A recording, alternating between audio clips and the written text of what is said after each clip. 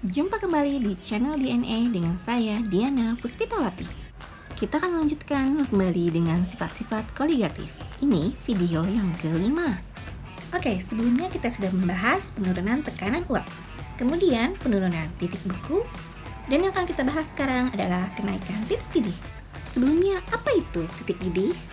Titik didih adalah suhu pada saat tekanan uap cairan sama dengan tekanan di permukaan. Maksudnya adalah air akan mendidih disesuaikan dengan tekanan uap pada ketinggian tempatnya. Artinya, semakin tinggi tempatnya, maka tekanan permukaan semakin rendah, maka turun pula suhu titik didihnya. Namun, bagaimana jika dua jenis cairan itu dididihkan pada tekanan permukaan yang sama? Manakah yang akan lebih tinggi titik didihnya? Apakah pelarut atau larutan? Ini berhubungan dengan perbedaan tekanan uap dari cairan untuk pelarut dan juga larutan. Mari kita kembali lagi ke pengertian titik didih. Titik didih adalah suhu pada saat tekanan uap cairan sama dengan tekanan di permukaan. Seperti yang kita ketahui bahwa tekanan uap jenuh di partikel larutan itu akan lebih rendah dari yang pelarut murni. Dengan tekanan uap cairan yang lebih rendah, maka untuk menyamakan dengan tekanan di permukaan diperlukan suhu yang lebih tinggi. Untuk itu, titik didih dari larutan akan lebih tinggi dari titik didih pelarutnya.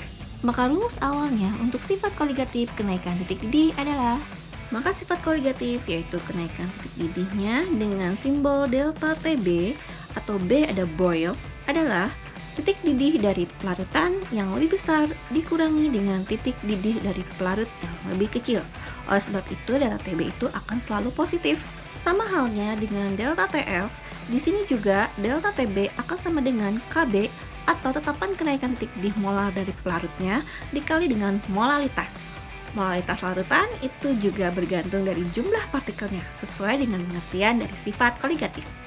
Molalitas akan dipecah menjadi rumus gram per mr dikali dengan 1000 per P, yang artinya gram dari zat terlarutnya dibagi dengan mr dari zat terlarutnya dikali dengan 1000 per gram dari pelarutnya.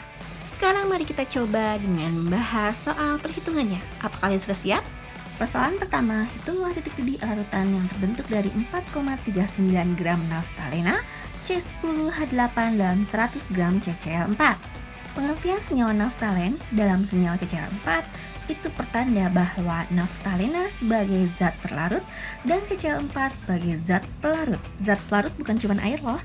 Sebelum yang ditanyakan, kita akan bahas dulu yang diketahuinya dengan simbol G atau 4,39 gram zat terlarut dan simbol P atau 100 gram dari zat pelarutnya. Sementara KB adalah konstanta kenaikan titik didih dari pelarutnya dan TB0 atau TB dari pelarutnya CCl4 adalah 76,8 derajat Celcius. Kemudian yang ditanyakannya adalah titik didih dari larutan. Sebelum kita menjawab TB atau titik didih larutannya, kita harus mencari tahu dulu mR dari naftalena atau C10H8, di mana dari yang diketahui ARC adalah 12, H-nya adalah 1, maka mR-nya adalah 128. mR tersebut kita pakai untuk mencari molalitas. Nah, untuk menghitung delta TB atau kenaikan titik didihnya itu sama dengan KB dikali dengan molalitas. Molalitas tersebut dipecah menjadi gram per mR dikali 1000 per P.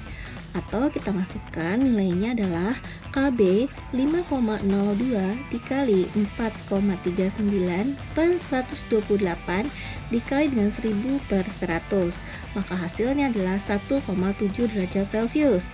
Hingga kita bisa menghitung hasil akhirnya yang ditanyakan, yaitu TB atau titik didih larutan sama dengan TB0 ditambah dengan delta TB. Kenapa? Karena pasti lebih besar daripada TB0-nya. Untuk itu, TB0-nya kita lihat dari yang diketahui yaitu 76,8 derajat Celcius ditambah dengan yang kita hitung tadi 1,7 derajat Celcius, maka hasil akhirnya adalah 78,5 derajat Celcius.